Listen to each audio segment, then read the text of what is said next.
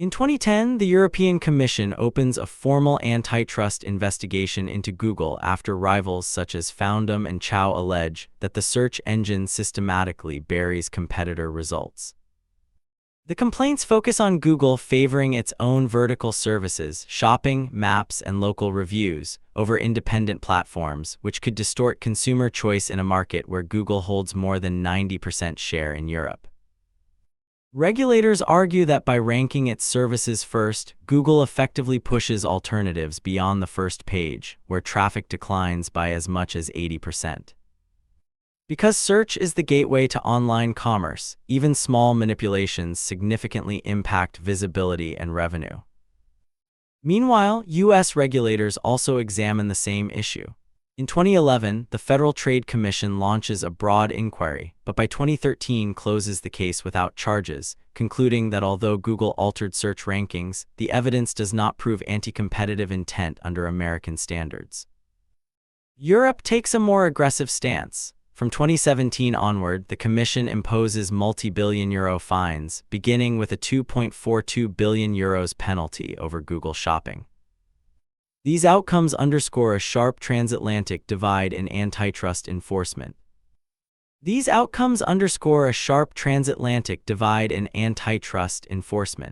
The unresolved question remains whether Google's dominance stems from consumer preference or from structural manipulation of the world's largest information gateway. In 2007, Google launches Street View as an extension of its Maps platform, beginning with coverage of 5 U.S. cities before expanding rapidly to Europe, Asia, and Latin America within 2 years.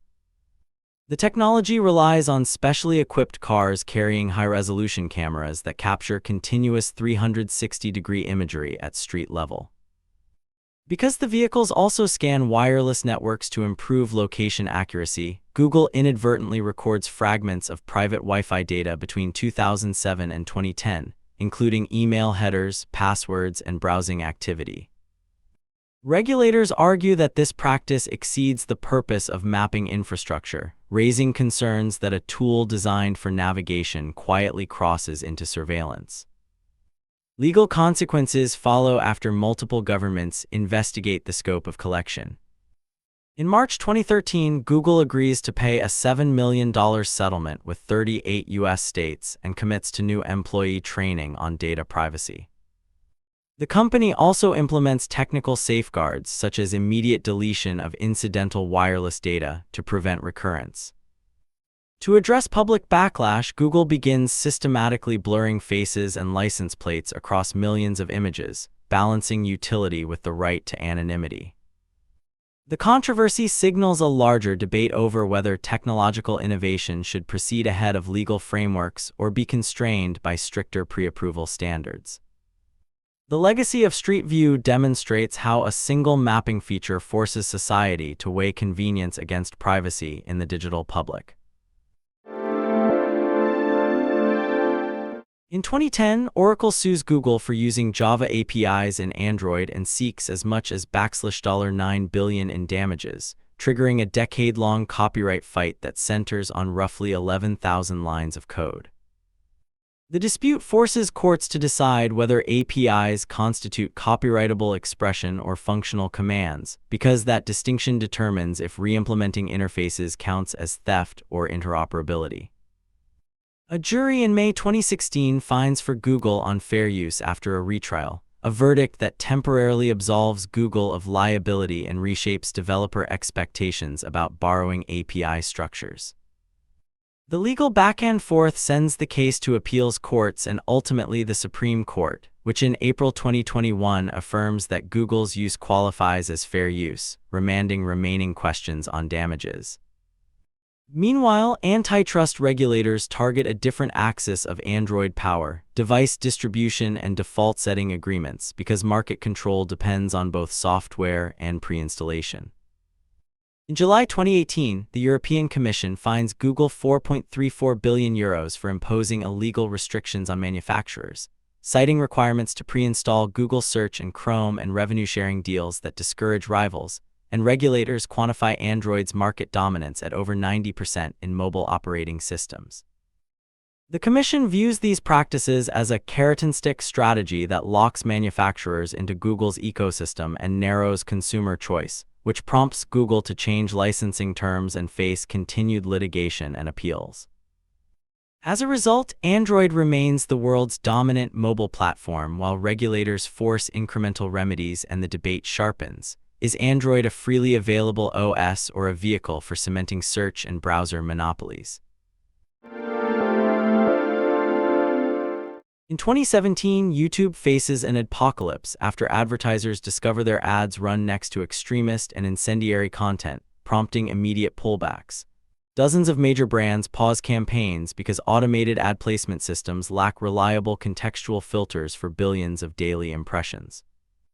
As a result, many independent creators see ad revenue collapse, with some reporting short-term declines exceeding 70%.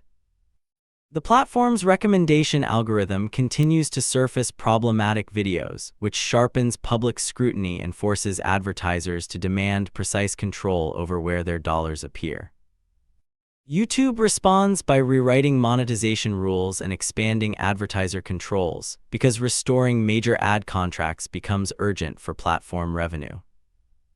In 2018, the site raises partner program thresholds to 4,000 public watch hours and 1,000 subscribers, creating a higher barrier for small channels to earn ad revenue. It also implements stricter content policies, increases manual review, and rolls out advertiser-facing controls that reduce eligible ad inventory and tighten placement. Creators face mass demonetization, so many diversify income through sponsorships, Patreon, and merchandise while demanding clearer enforcement metrics from YouTube leadership. The episode reframes platform trust. Creators absorb unpredictable policy risk while advertisers gain placement control, leaving ongoing questions about the platform's reliability. In 2018, Google begins a secret project codenamed Dragonfly to build a censored search engine tailored to the Chinese market, creating immediate ethical questions. The prototype filters search queries, applies blacklists, and suppresses results for topics flagged by censors, because code-level restrictions serve government surveillance requirements. Internal engineering documents and an employee-facing prototype leak in 2018, which shocks staff who cite privacy and human rights risks and begin organizing protests. Thousands of employees sign petitions and hundreds meet with leadership, because workforce backlash links product design directly to principled research standards and public accountability. By mid-2019, Google announces it ends the Dragonfly project publicly, citing internal concerns and outside pressure from human rights groups and U.S. lawmakers. The company pledges tighter internal review for sensitive markets and commits to clearer disclosure, but critics note the episode already alters trust metrics with regulators and employees, because engineers flag the technical feasibility of censorship and the legal exposure of facilitating surveillance. Many external advocates demand binding policy changes rather than voluntary fixes. The Dragonfly episode leaves a clear result. Google retains global product ambitions while facing a permanent credibility cost measured by resignations, internal audits, and congressional scrutiny. In 2017, the U.S. Department of Labor opens a formal investigation into Google's pay practices after receiving complaints alleging systemic gender-based wage disparities. Investigators document patterns where women and minority employees earn less than male peers in comparable roles, because pay-setting algorithms and manager discretion compound over time. The DOL's probe estimates thousands of affected employees across engineering, sales, and product teams, which increases legal exposure and public scrutiny for corporate leadership. Google responds by commissioning internal audits, adjusting some salaries, and negotiating with regulators while publicly denying intentional discrimination. In 2021, Google reaches a $3.8 million settlement with California authorities to resolve state-level claims and to fund wage adjustments and compliance measures. The payout covers a limited window of cases and does not eliminate broader liability because federal and private suits continue, keeping legal costs and reputational risk active. Meanwhile, regulators and activists press for structural remedies such as routine pay audits, transparent promotion metrics, and algorithmic oversight to prevent systemic disparities. The debate persists because thousands of employees remain underpaid by some measures, and pay equity becomes a continuing governance metric for boards and regulators. On November 1, 2018, roughly 20,000 Google employees across more than 50 offices staged coordinated walkouts to protest the company's handling of sexual misconduct allegations. The action follows a New York Times exposé revealing that Android co-founder Andy Rubin receives a $90 million exit package despite credible harassment claims, which workers say signals systemic tolerance at the top. Employees demand transparent investigation procedures, public disclosure of settlements, and an end to policies that protect executives from consequences. Thousands leave desks to chant, hold signs, and meet leadership, forcing an immediate public relations and governance crisis. Within days, Google announces concrete policy shifts, including ending forced arbitration for individual sexual harassment and assault claims and expanding reporting channels and external review mechanisms.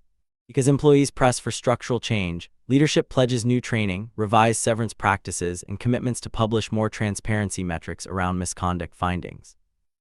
The board faces sustained scrutiny and some senior leaders depart in the following months, while the protest widens employee activism across the tech sector. Whether the culture of silence finally breaks remains contested, because non-disclosure agreements and unresolved cases continue to complicate measurable accountability. In 2017, Google Cloud wins an 18-month Pentagon contract to supply machine learning models for analyzing drone imagery, sparking internal concern in 2018. By April-May 2018, employees circulate petitions and internal letters, with roughly 4,000 staff signing against the project because they fear its use in lethal targeting. About a dozen engineers resign in protest, and more than 1,000 academics join external petitions, which amplifies public scrutiny and media coverage. Staff argue that code enabling object recognition converts civilian research into operational targeting tools because model improvements lower the threshold for actionable military use. Many engineers stress that classification accuracy matters directly for life-or-death decisions. In June 2018, Google announces it will not renew the Project Maven contract when it expires in 2019 and pledges new AI usage principles restricting certain weaponized applications. Leadership issues 8 AI principles and promises to bar technologies that cause or directly enable lethal action, because reputational and workforce risks widen. The company continues to fulfill the existing contract through its end, while critics demand binding guarantees and independent audits to prevent mission creep. The immediate result reduces internal protest intensity, but it also triggers debates about corporate responsibility, defense partnerships, and long-term policy enforcement.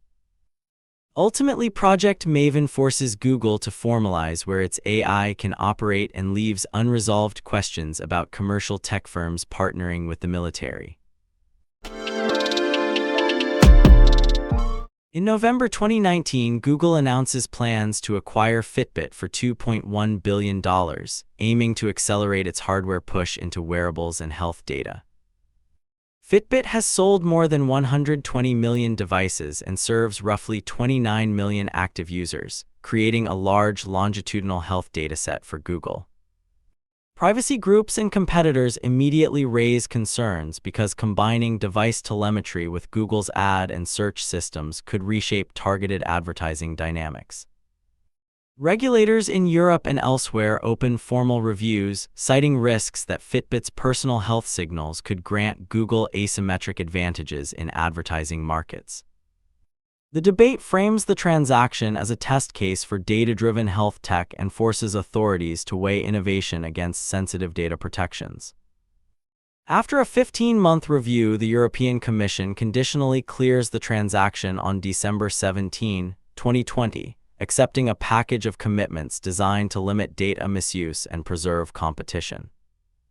Google agrees to keep health and wellness data in a separate technical data silo, not to use such data for Google Ads for at least 10 years, and to provide third-party access to Fitbit-relevant APIs. A trustee will monitor compliance, and Google commits to maintain Android interoperability for wrist-worn devices for 10 years, which regulators present as competition safeguards. Google completes the acquisition on January 14, 2021, but privacy advocates remain skeptical because behavioral remedies expire and long-term enforcement depends on sustained oversight and corporate incentives. In 2018, Google forms an external AI ethics council to advise on responsible machine learning deployment, prompting scrutiny because outsiders will influence product decisions. Leadership names several high-profile appointees, and controversy erupts when at least one member holds a political record that employees and researchers deem incompatible with academic independence. Protests escalate within days because staff and academic partners argue the advisory body lacks credibility, which forces Google to dissolve the council within 2 weeks of its creation. The immediate result is a leadership retreat that exposes gap between public commitments and governance structures because external scrutiny outpaces internal policy development. In December 2020, Timnit Gebru, co-lead of Google's ethical AI team and co-author of influential 2018 bias research, parts ways with Google amid a dispute over a paper. The clash centers on research that documents language model harms because leadership requests changes and Gebru alleges suppression, which triggers resignations and public statements from dozens of researchers. Google responds by citing publication process failures and alleged procedural breaches, while employees and academics demand transparent review protocols and protections for independent work. As a result, Google publishes AI principles and expands internal oversight, yet critics argue non-binding principles insufficiently resolve structural incentives linking commercial goals to research agendas. The dispute raises a persistent governance question: who polices Google's AI when research, product timelines, and revenue objectives collide? If you enjoyed this, I'm going to be posting a lot here. I would greatly appreciate it if you could subscribe. Thanks for watching.